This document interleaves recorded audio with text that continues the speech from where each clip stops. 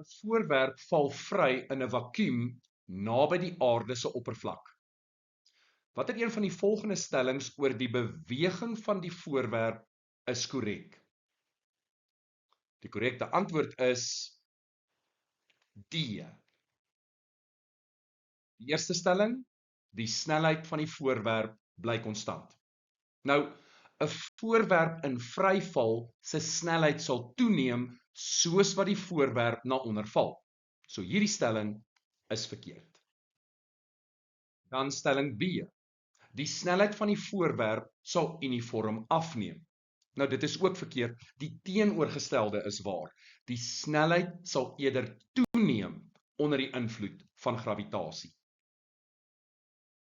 Stelling C verwys na die tempo van verandering van snelheid.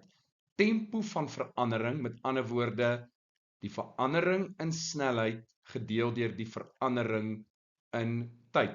En dit is gelyk aan versnelling.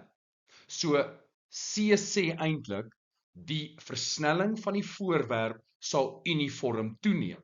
En dit is ook verkeerd, want wat is die versnelling? Die versnelling is gravitasieversnelling en dit is 9,8 meter per sekonde kwadraat. So C is ook verkeerd.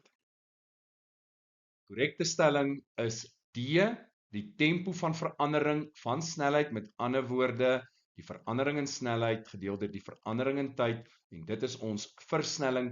In hierdie geval is dit gravitasieversnelling wat gelyk is aan 9,8 meter per sekonde kwadraat. Dit bly konstant gedurende vryval.